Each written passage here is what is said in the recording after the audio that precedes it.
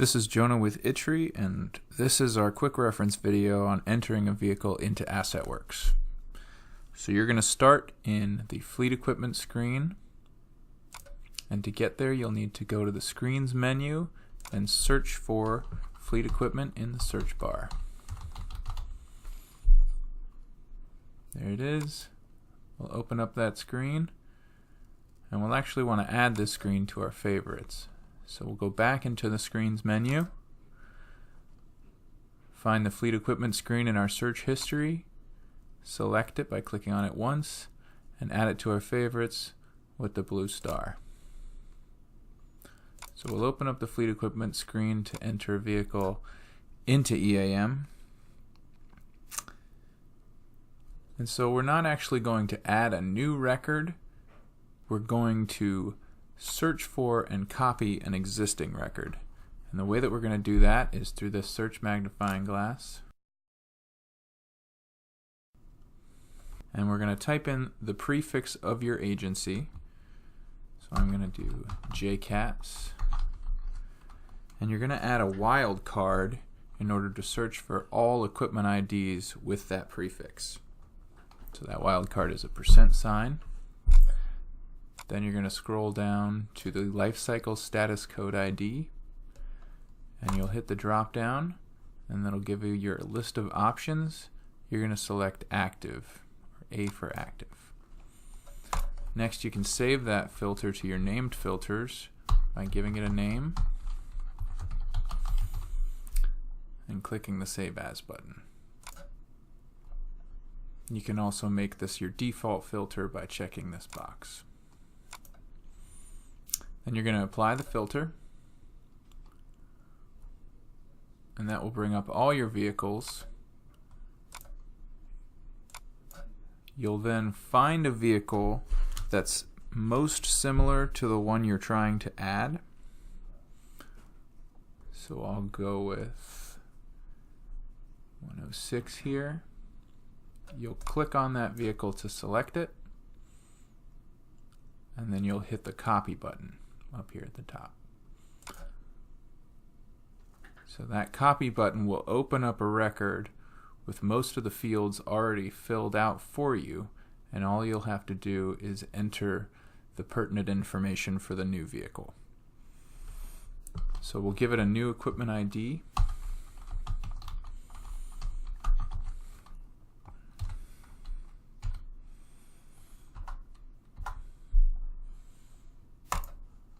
And we'll change the model year. Let's say we're entering a 2020 Ford Transit vehicle. So for any of these fields with a drop-down list, right, you can delete what's in the field, hit the drop-down, and it'll show you all of your options. You can also filter what's in the drop-down by entering any amount of information and hitting the drop down, and it will filter for just that pre-information. So then you'll go through and check all of these details about the vehicle.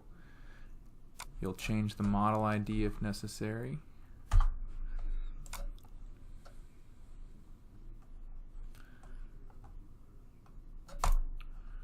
Since we're entering a Ford Transit vehicle, we'll make sure that the model ID is Transit, and we'll enter the equipment type.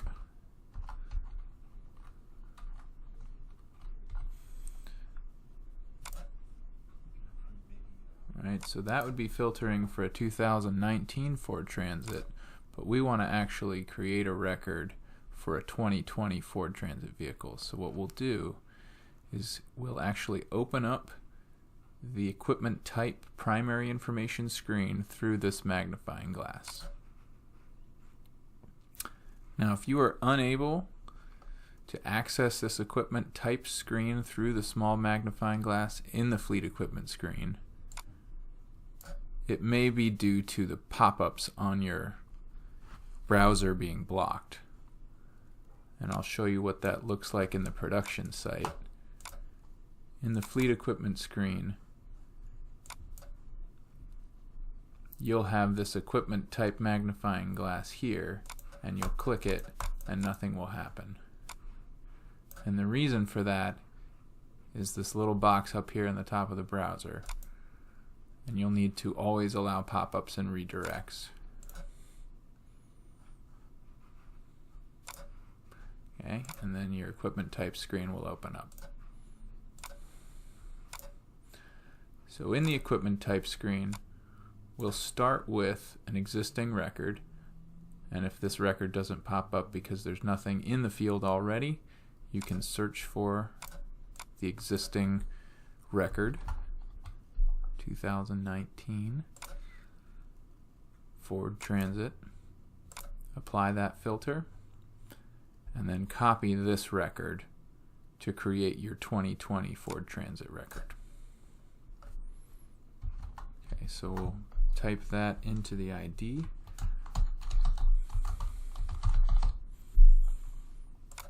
Change the description and the year. And just make sure that all the rest of the information for that record is accurate. The gold and blue fields are actually the only ones that are either required or optional. Everything else is at your discretion. Just make sure that the active checkbox is checked and then save that record. Once that equipment type is saved, you can find it in the equipment type field in the fleet equipment screen. And add it to your record. Next, you will make sure that the description is correct. You'll check the color and enter a serial number, which is actually the VIN number for the vehicle. So I've got one here. And what I like to do is make sure that this VIN number is correct by checking it against an online database. And the one that I like to use is called decodethis.com. And all you do is punch the VIN number into the website's decoder, click decode, and it will find the vehicle. Now if you enter an incorrect VIN number, you'll get back a no match in their database. So that's just a good method for keeping accurate VIN numbers in your database. So next we'll go down to the meter info. For an agency that does their lifts as components, you will not have a meter 2.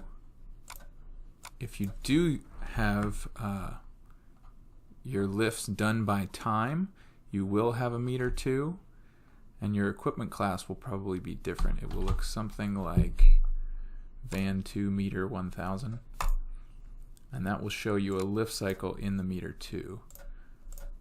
And that's only if you do your lifts by time. Again, if you do your lifts as components, your equipment class will look something like medium mileage van. You'll just enter your meter at delivery, your latest meter reading, and your life total, which should be the same as your latest meter reading. Now if you do your lifts by time, you'll enter the same information for the lift in the meter 2 column. Next we'll move on to classes. You shouldn't need to change anything because all of that information should be populated from the record you copied. Same thing with locations, assignments as well, and accounts. So really until you get to the status information, there shouldn't be anything you need to adjust. Now in the lifecycle status code ID, you'll just make sure that's active. And then in the PTMS use, you'll want to check that record as being either a revenue service vehicle or a service vehicle. So this is going to be a revenue service vehicle. Your PTMS seating is going to be ambulatory, and then the slash sign, non-ambulatory. So these are 2 non-ambulatory seats and 9 ambulatory seats. Your PTMS type, you have a selection from the drop-down to choose from.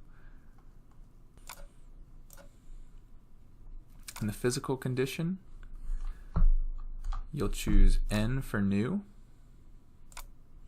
And the mechanical condition, you'll choose E for only routine PM required. These will most likely already be filled out on the copied record.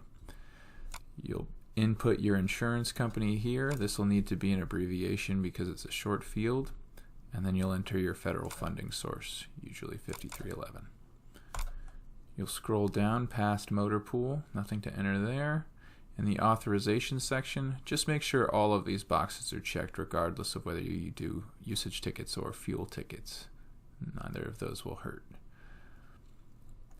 In the comments section, you can enter anything specific you'd like to enter about that vehicle. In the messages, you'll definitely want to include a mechanic's signature field, and that will show up on the work order as well, so that a mechanic can sign off on work orders for the vehicle. Class PM information, you'll want to enter your next service number on a new vehicle as 1. That'll be the first service on the vehicle. And then you'll want to have your next PM due date as around 3 to 6 months out from when you receive the vehicle. Life meter last performed. If you haven't performed a service on this vehicle yet, that's going to be 0. And same thing for your life meter last PM start. Those should always be the same. And once you save this record, that will update your next due PM meter reading. Now, if you do your lifts by time, you would fill out this information for your lift service, and the meter 2 value would be 750, and you would input your life meter last performed as 0 and 0. Now again, you would not do any of this for a meter 2 value if you do your lifts as components. So just ignore that if you do your lifts as components. You can skip the individual PM section, scroll down to the inspection section, and you'll want to always enter an annual inspection here.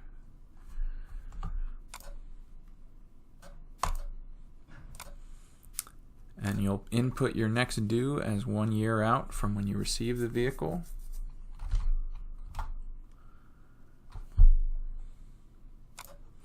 Your number of time units will always be 365, and that's for days. Time units is days.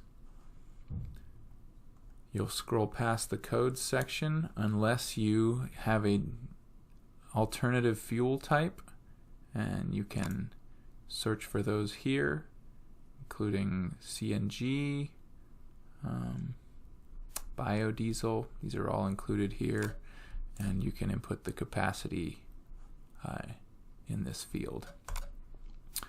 You'll scroll past recurring costs and credit cards into the acquisition section.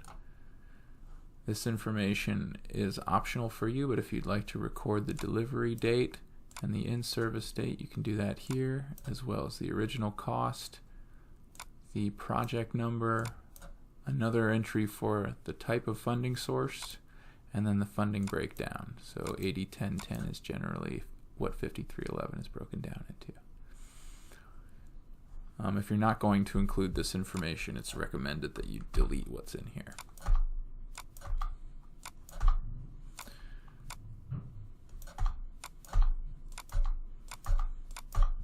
Okay, so we'll go down to the license number.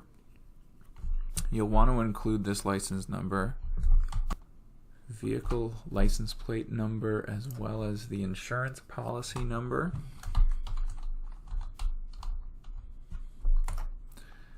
You'll keep scrolling down past NCDOT approvals, past the owner and depreciation section. If you'd like to include your warranty information for the vehicle or for the lift, you can include that information here, or you can include the warranty information for the lift in the component screen, which we'll go over in another video. You'll scroll down to the replacement disposition section, and if you'd like to give an estimated replacement period of time, you can give the month, year, and the meter at which you expect to replace the vehicle, and the expected cost. Then you can give a planned retirement date, and when you actually retire the vehicle, the retirement date, and then the disposition date when the vehicle is sold. You can also give the gross sale price when the vehicle is sold. The only field in which we request you input information is the Replaces Equipment ID field. This is the equipment ID for the vehicle that this vehicle you are entering currently replaces. Right? So say we were replacing JCATS 109. We were going to retire that. We would input into this field JCATS 109. Make sure with the drop down that that's accurate. Okay. And we'll move on. And that is all you need to know for entering a new vehicle. Now, I'd like to show what it looks like when you enter an existing record into the equipment ID and try to save that record. So you're going to get an error message, and it's going to say cannot add equipment ID JCATS 109 already defined in database. So that tells you exactly why that record is not acceptable. You'll need to enter a unique equipment ID, and if you'd like to reuse an ID, you'll have to change the old ID to something with a unique character like an A at the end. So we're going to go back to JCATS 200, and we'll save this record. And this is a error message that pops up in the test site that will not occur in the production site. So as you can see, JCATS 200 appears in our records now and has been added to your active fleet. So that's all you need to know for adding a vehicle to EAM. Make sure to retire or dispose of the old vehicle from your fleet, and also make sure to enter the corresponding component lift record in the components screen. We will go over how to retire or dispose of a vehicle in an additional video, and we will also go over how to add a component record for the corresponding lift in an additional video. Thank you for watching this video, and we'll see you in the next one.